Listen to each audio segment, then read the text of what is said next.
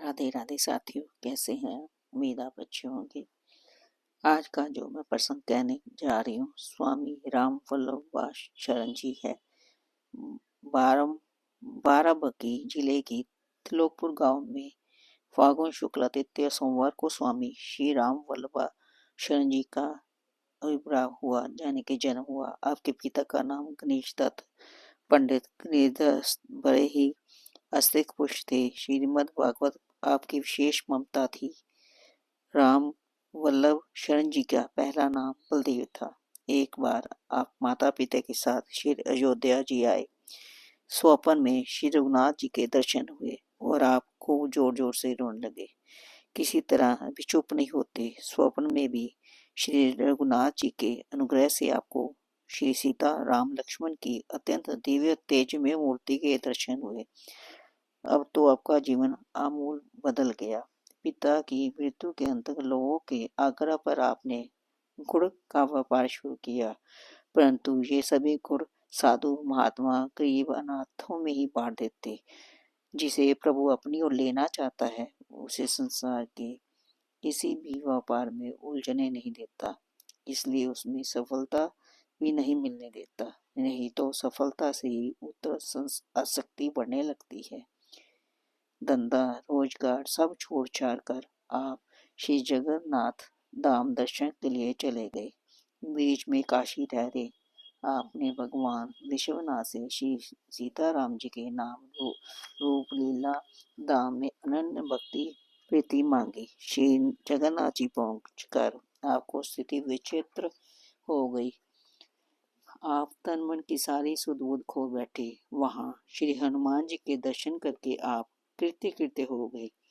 श्री अयोध्या में आकर आप श्री हरि भक्तन माई के स्थान ठहरे। अपनी इच्छा माई जी से कह सुनाई। माई जी ने कहा, श्री सरयू नदी में स्नान कराओ तो मैं बताऊं कि क्या करना चाहिए।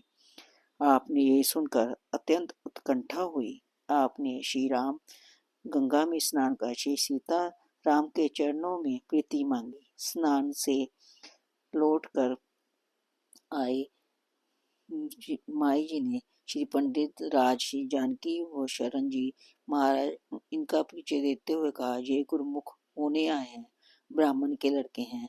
उस समय आपकी अवस्था 24 या 25 वर्ष की थी। इन्हें देखकर महाराज श्री जानकी वंशी जी बहुत प्रसन्न हुए और पूजा घर से श्री राम जी राजमणि गंगा जल में श्री सरयू जल तुलसी दल कंठी माला पंचमुद्रा और एक छोटी सी साफी ये चीजें मंगवाई और विधिवत आपकी दीक्षा हुई।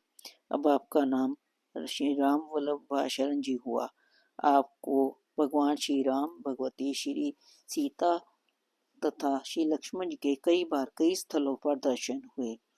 लीला स्वरूपों में आपकी बड़ी आस्था थी। आपके कभी किसी से कुछ मांगा ही नहीं। आपकी गुरु भक्ति सार के सदा के लिए आदर्श स्वरूप में बनी रहेगी। गुरु आज्ञा के बिना आपने कभी कुछ किया ही नहीं। सरल स्वभाव ना मन कटुलाई कि आप सजीव मूर्ति ही थे। सदैव श्री सीताराम के रस में डूबे रहते।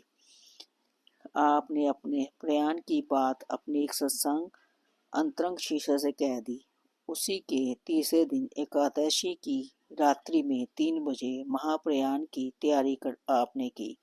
नाम ध्वनि के बीच आपने श्री भगवान की सेवा की। प्रातःकाल 6:30 बजे ज्यों ही मंदिर की आरती का घड़ी घंटा बजा त्यों ही आपने अपने को भगवान श्री राम के चरणों में निवेदित कर दिया। पूर्ण श्रृंगार करके सुंदर सजे विमान पर सवार होकर बड़ी धूमधाम से आप चले और श्री राम घाट पर श्री सरयू कुंज में जाकर विश्राम किया। साथियों, ये प्रसंग आपको कैसे लगा मुझे जरूर अवश्य बताया कीजिए, कमेंट किया कीजिए, लाइक किया कीजिए और हमारे इस चैनल को सब्सक्राइब किया कीजिए। धन्यवाद।